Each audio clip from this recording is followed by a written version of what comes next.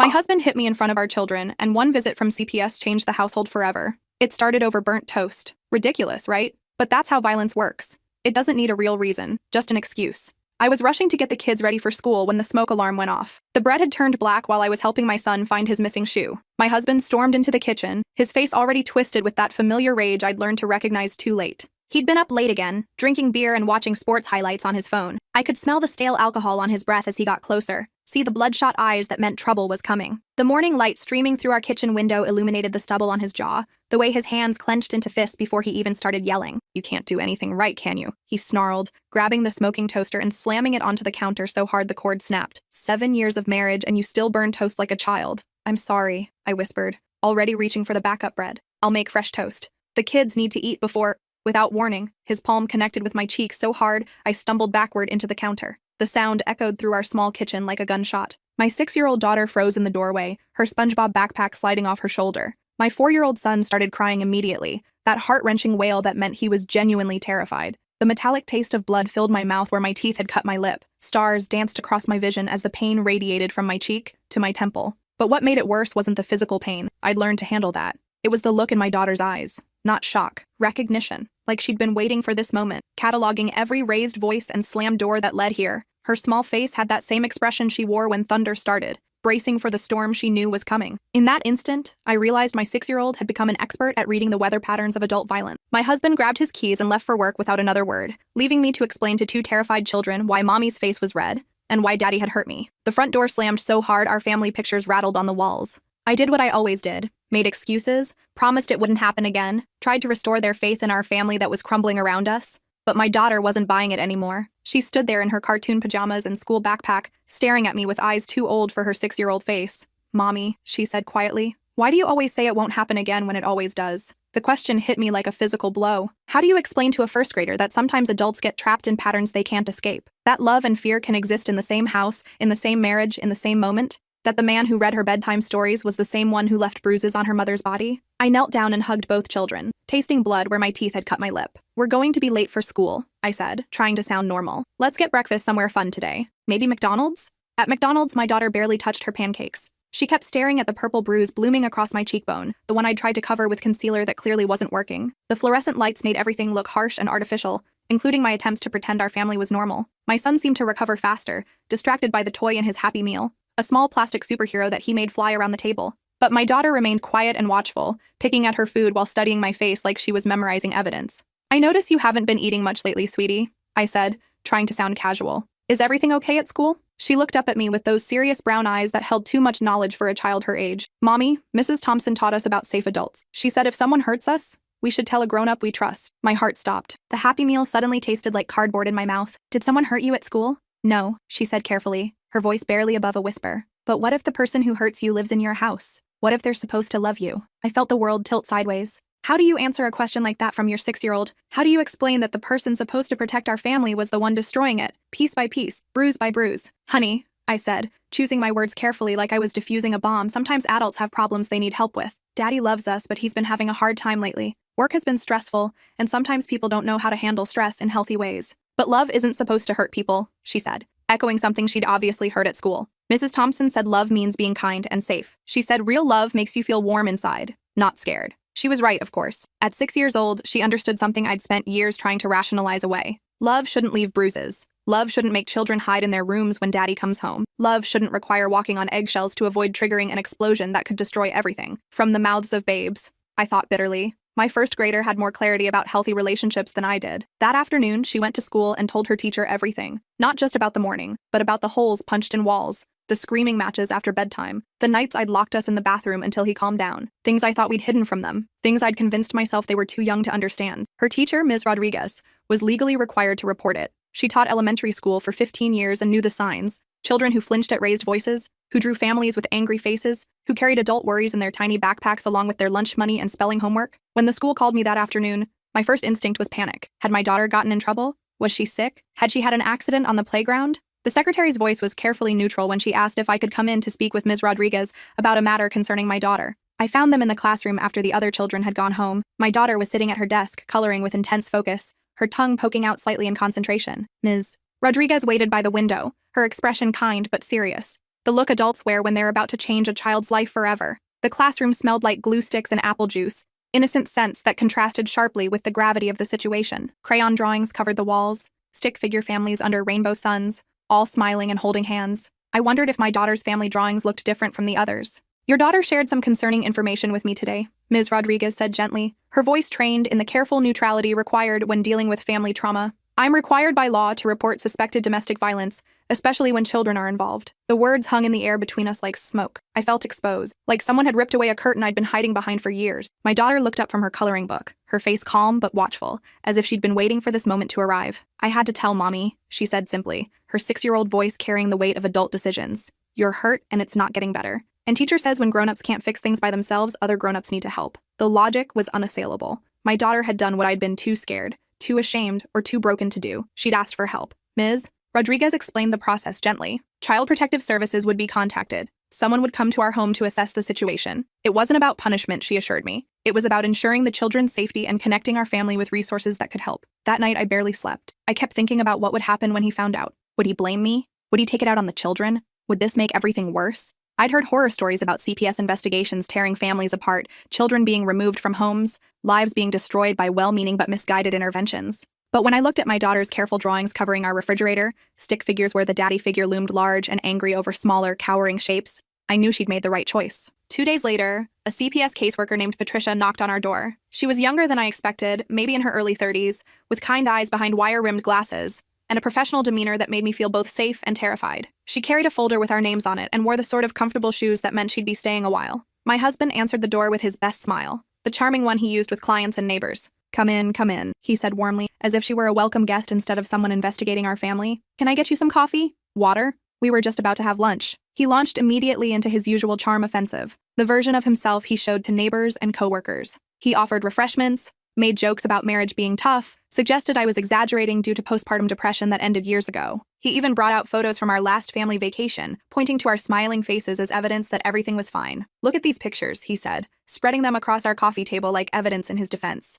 "Do we look like an unhappy family to you? Kids are resilient. They bounce back from everything. My wife just gets overwhelmed sometimes, makes mountains out of molehills. You know how women can be. Emotional, dramatic." I watched this performance with a mixture of fascination and horror. This was the man who'd hit me 3 days ago, now playing the role of concerned husband worried about his unstable wife. The transformation was so complete, so convincing, that for a moment I wondered if I'd imagined everything. Patricia wasn't impressed. She'd seen it all before. The performance, the deflection, the attempt to paint the victim as unstable while presenting himself as the reasonable one. She took notes while he talked, her pen moving steadily across her notepad, capturing every excuse and contradiction. "Mr. Thompson," she said finally, cutting through his practiced monologue, "I'm not here because your wife called us. I'm here because your 6-year-old daughter told her teacher that she's afraid in her own home. Children don't fabricate detailed accounts of domestic violence." His face darkened, the charming mask slipping just enough to reveal the anger underneath. "She's 6 years old. Kids have overactive imaginations. They watch too much TV, hear things at school. You know how kids are. They mix up reality with make-believe." "Actually," Patricia replied calmly, her voice steady and professional,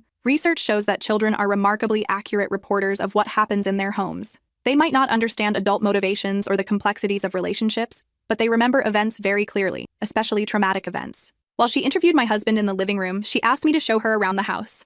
I led her through our home with growing embarrassment, seeing it through the eyes of someone trained to recognize signs of dysfunction. In the hallway, she stopped at a fist-sized hole in the drywall that I'd tried to hide with a family photo, one of us at the beach last summer, all forced smiles and careful positioning to hide the bruise on my shoulder from the night before we left. "How did this happen?" she asked, pointing to the hole. "He was angry about something at work," I said quietly, my voice barely above a whisper. "He punched the wall instead of me. I thought that was progress." Patricia made notes, her expression carefully neutral. "When did this happen?" "About 3 months ago. The washing machine had been making noise, and I'd called a repair guy without asking him first. He said I was wasting money we didn't have. When I tried to explain that the machine was about to die, he just exploded." She moved to the bathroom, where she noticed the lock had been broken and never repaired. "How did this get damaged?" "He kicked the door in one night when I was hiding in there with the kids," I admitted, the words coming out in a rush. "He was drunk and angry about something. I thought if we stayed quiet, he'd calm down." "How often do you and the children hide in here?" The question made me realize how abnormal our normal had become, more often than I'd like to admit. When he's drinking, when he's had a bad day at work, when I've done something to set him off. The kids know to come to me when Daddy gets the angry face and we just wait it out. Patricia made more notes. "How long has this been going on?" she asked, her voice gentle but firm. The question broke something inside me. 7 years? I whispered, the admission falling from my lips like a confession. Since right after our daughter was born, since he started drinking more, since the stress of parenting and bills and everything else turned him into someone I didn't recognize. Or maybe, I thought but didn't say, he'd always been this person, and I'd just been too naive to see it when we were dating. Maybe the pregnancy and marriage had simply given him permission to show his true face. She nodded and made more notes. What about medical treatment? Have you ever sought medical attention for injuries? A few times, I admitted reluctantly. Mostly for things that were obviously accidents, like when I fell down the stairs after he pushed me, or when I walked into a door after he shoved me into it. The doctors never asked too many questions. Did you ever tell medical professionals how the injuries really happened? No, I was too ashamed and afraid. He usually drove me to the hospital, sat right there during the examination. How could I tell the truth with him in the room? Then she did something unexpected. She asked to speak with the children alone. My stomach dropped.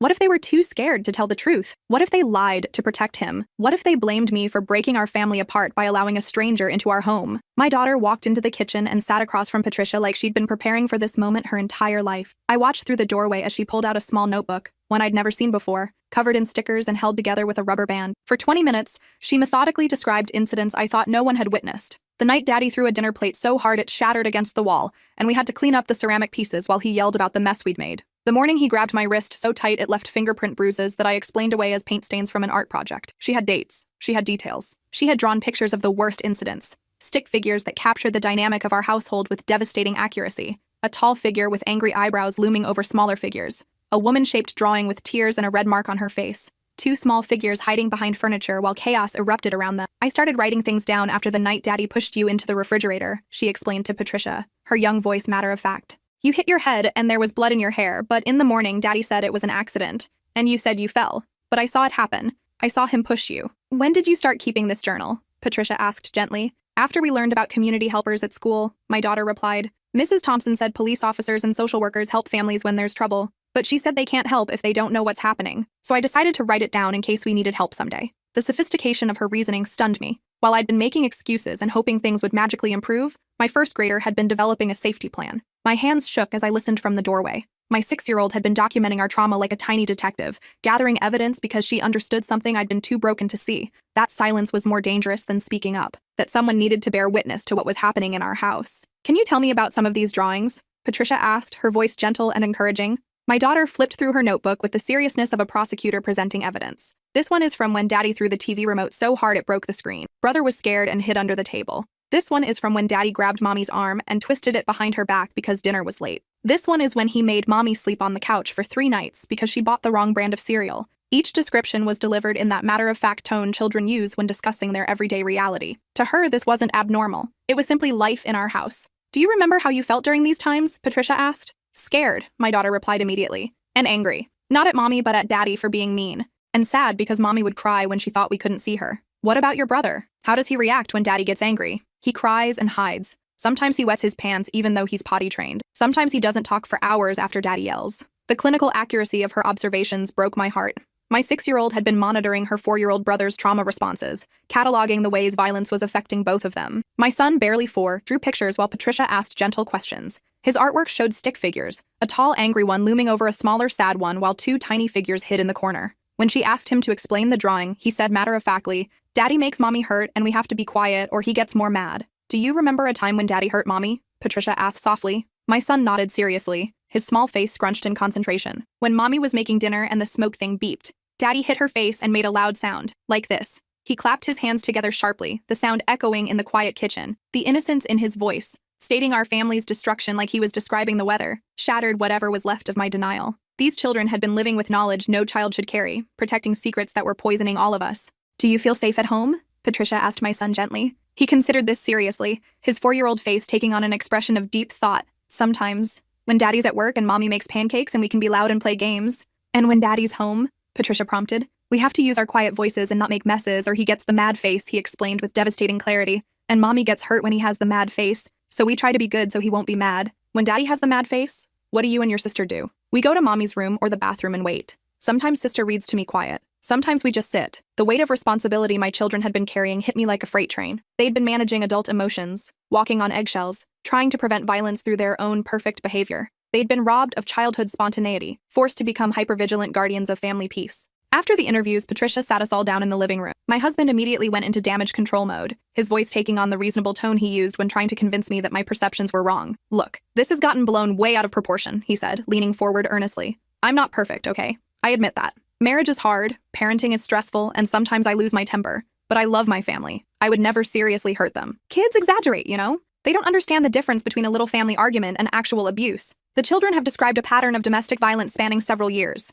Patricia said, her voice professional but firm. "They've witnessed physical abuse, they've been exposed to emotional trauma, and they've developed coping mechanisms consistent with children living in fear. This is not a family disagreement or a rough patch. This is child endangerment." My husband's mask slipped completely. "You're taking the word of children over their father? Kids make stuff up all the time. They watch too much TV, they get confused, they want attention. My daughter's always been dramatic, probably gets it from her mother." "Your daughter has been keeping a detailed journal for 8 months," Patricia interrupted, her voice cutting through his deflections like a blade. "She has documented specific incidents with dates, times, and drawings. Your son has described consistent patterns of violence and fear. These children haven't made anything up. They've been trying to survive in an unsafe environment." The room fell silent except for the ticking of our wall clock. My husband's face cycled through emotions: anger, disbelief, calculation. I could see him trying to figure out his next move, his next argument, his next way to control the narrative. "Based on what I've documented today," Patricia continued, "I'm recommending immediate intervention. The children have been exposed to domestic violence, their safety is compromised, and the adults in this household need professional support to address these serious issues." She handed me a packet of information about emergency shelters, legal aid services, and counseling programs. The papers felt heavy in my hands, weighted with the gravity of choices I'd never wanted to make. Then she gave me something I hadn't expected, a restraining order that had already been processed based on my daughter's school report and the evidence she'd gathered in our home. "Your husband has 24 hours to remove himself from this residence," she explained, her words falling like hammer blows. "If he returns after that time, he'll be arrested. We've already contacted local law enforcement to ensure compliance with this order." I felt relief and terror in equal measure. Where would we live without his income? How would I pay rent? What if he fought back? What if this made everything worse? But looking at my children, really seeing them for the first time in years, I realized they'd already been living in fear. At least now it would be temporary, with professional help and legal protection. My husband's reaction was immediate and volcanic. "This is insane. You can't just throw me out of my own house based on some kid's stories. I work my ass off for this family, I pay every bill, and this is how you repay me?" He turned on me with a fury I'd never seen before. "You did this, didn't you? Poisoned their minds against me, taught them to lie, turned my own children against me." I actually backed into the wall, instinctively protecting myself from what was coming. But Patricia stepped between us, her voice calm but authoritative. "Mr. Thompson, I need you to step back right now. Your reaction is exactly what I expected from someone with a pattern of violent behavior. This is about your children's safety, not about your rights as a homeowner." That evening, after my husband packed his things with barely controlled fury, slamming drawers and muttering threats under his breath, the house felt different. Lighter, somehow. Quieter in a peaceful way rather than the oppressive silence of held breath. My daughter climbed into my lap as we sat on the couch, something she hadn't done in months. The house felt different without his presence. The air itself seemed easier to breathe. "Mommy," she said, her small voice thoughtful. "I was scared to tell Mrs. Rodriguez, but I was more scared that if I didn't tell someone, you might die. Like Mrs. Johnson next door when her husband hurt her too much, and the ambulance came but couldn't save her." The weight of her words hit me like a physical blow. My 6-year-old had been carrying the responsibility of saving our family, making life or death decisions that no child should ever have to make. She documented our abuse like a tiny detective because she understood something I'd been too broken to see.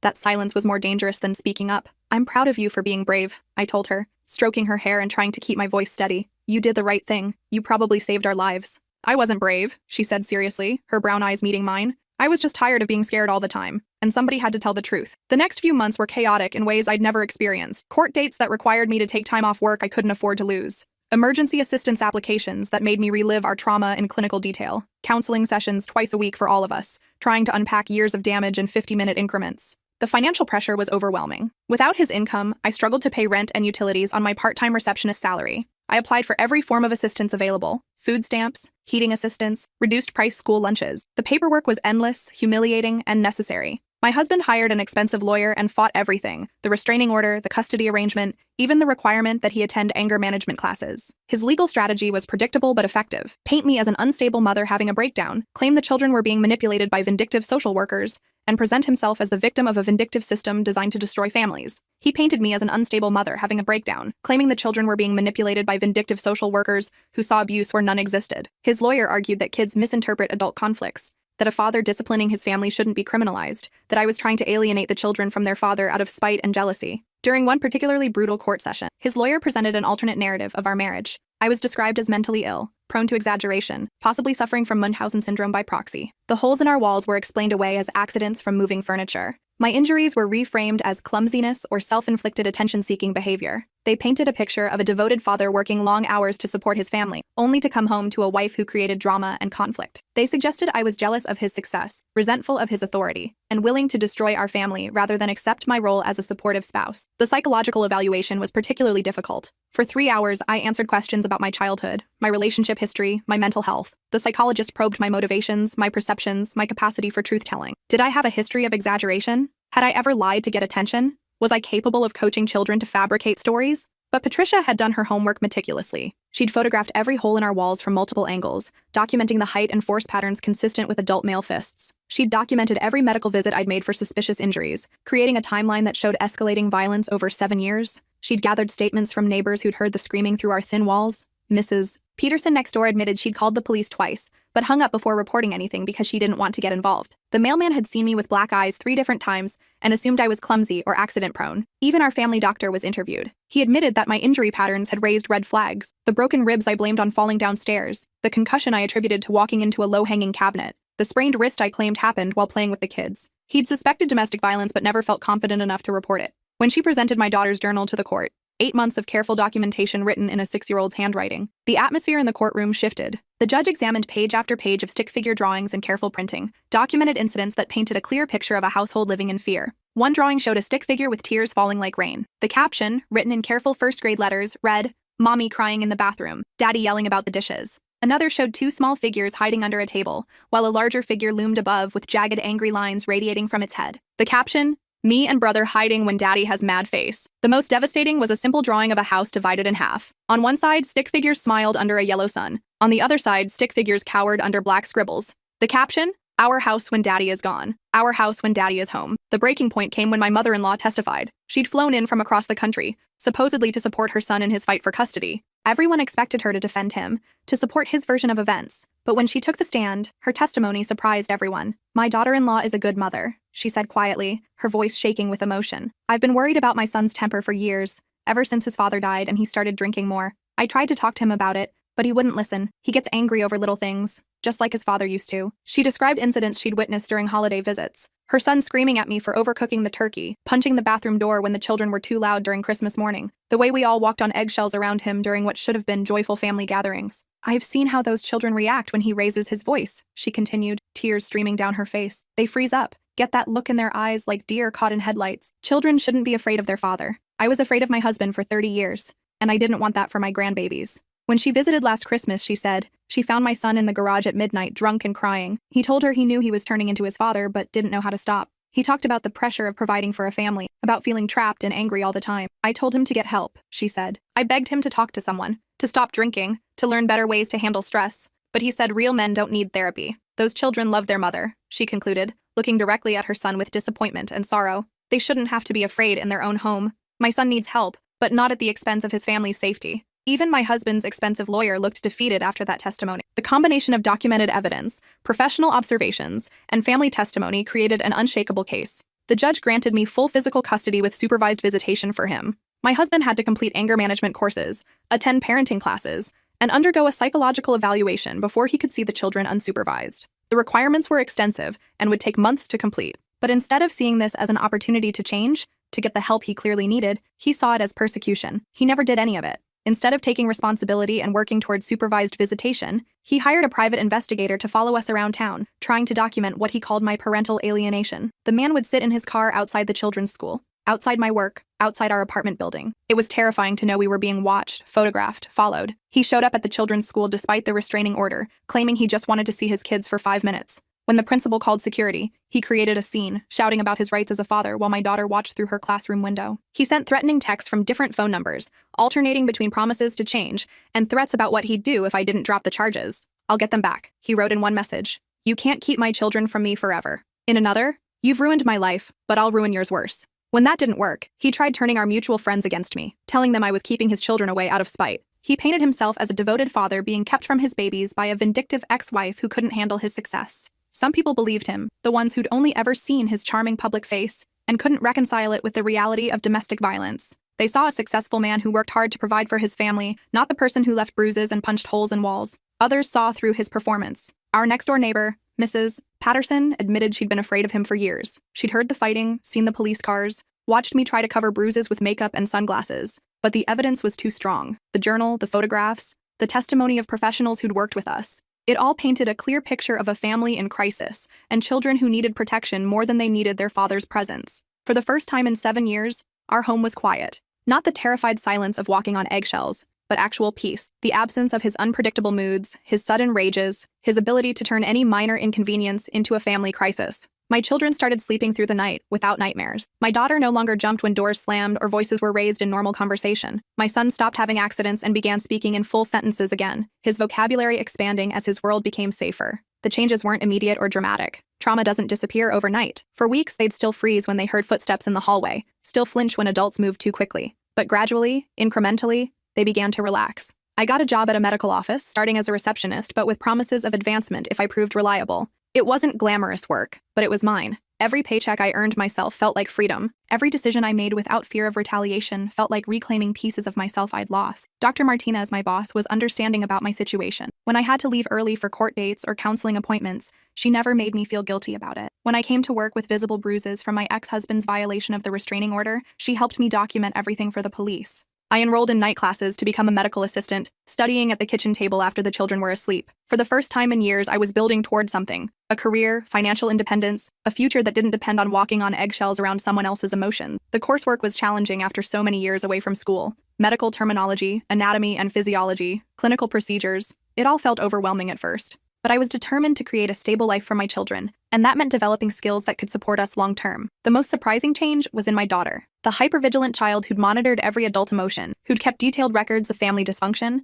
became a regular kid again. She started giggling during sleepovers, complaining about homework like any normal 6-year-old should, asking for the toys she saw in commercials instead of worrying about adult problems. But she kept that journal. Sometimes I'd catch her writing in it, but now she was recording good memories instead of documenting trauma. Her first A+ in spelling, the day we adopted our cat from the animal shelter, a orange tabby she named Sunshine. The time I taught her to ride a bike without training wheels, and she didn't crash into the mailbox. The afternoon she made cookies by herself, and they actually tasted good instead of like salt and baking soda. She was rewriting our family story. This time she wasn't trying to save us from destruction. She was helping us build something worth saving. The counseling sessions were difficult for all of us. My daughter would sit in the child therapist's office, methodically explaining her coping strategies like a tiny war veteran describing survival tactics. She'd developed elaborate systems for predicting his moods, listening for the heaviness of his footsteps on the stairs, watching for the tension in his jaw during dinner, monitoring his alcohol consumption to gauge the danger level for the evening. My son's sessions involved mostly play therapy. He'd build houses with blocks, then knock them down violently while making crashing sounds.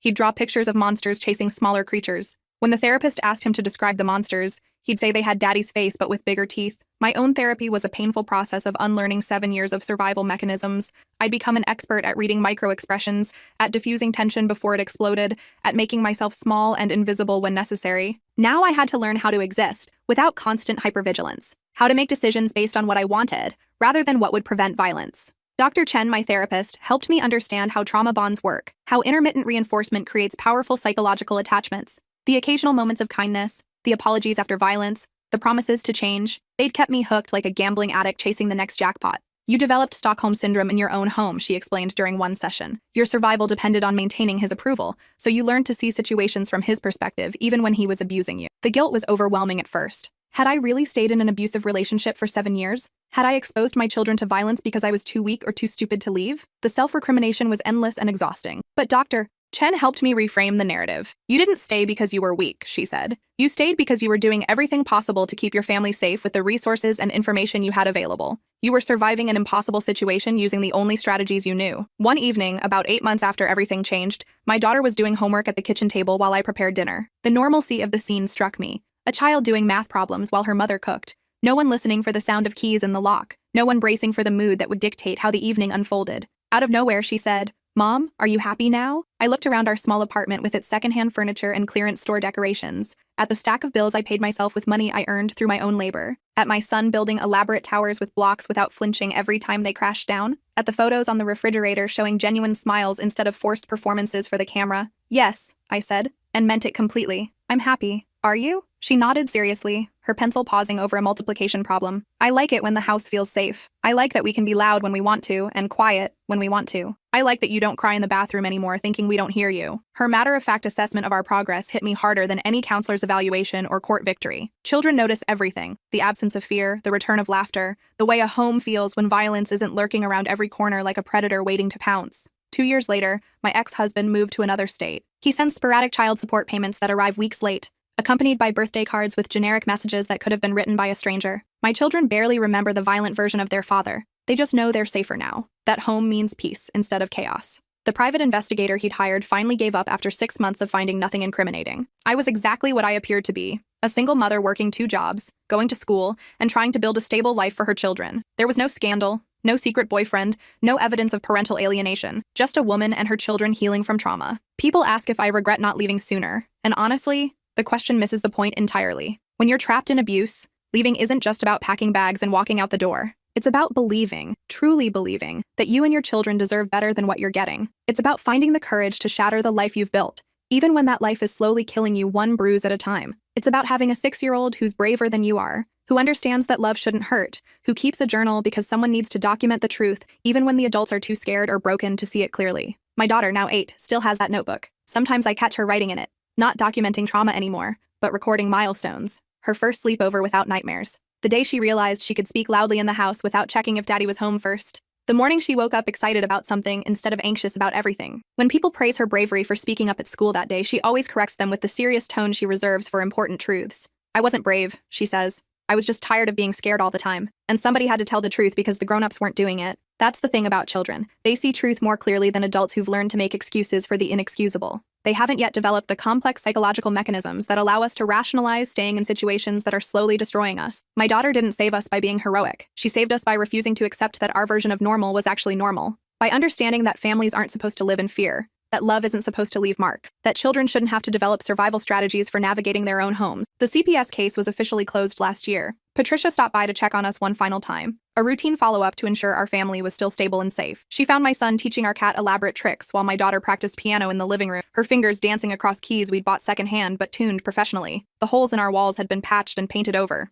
The house smelled like dinner cooking instead of the metallic scent of fear and suppressed anger. There were children's drawings on the refrigerator, happy stick figures under rainbow suns, families holding hands instead of cowering in corners. "This is what success looks like," Patricia told me as she gathered her files and prepared to close our case permanently. "Not just getting out of a dangerous situation, but building something better in its place. Your children are thriving. You should be incredibly proud of how far you've all come." After she left, I sat on our front porch and watched my children play in the small yard behind our apartment building. Normal sounds of childhood filled the air. Laughter over silly jokes, arguments over playground rules, requests for snacks and bandages for scraped knees. The sounds I'd forgotten were possible when children feel truly safe. My phone buzzed with a text from an unknown number. After months of silence, my ex-husband had sent a single message: "I want to see my kids. I've been thinking about what happened, and I'm ready to do the counseling now. I miss them." I screenshot the message and forwarded it to my lawyer, then blocked the number immediately. My children were playing happily in the safety we'd built together, brick by brick, decision by difficult decision. They didn't need to be disrupted by someone who'd chosen anger over love repeatedly for years,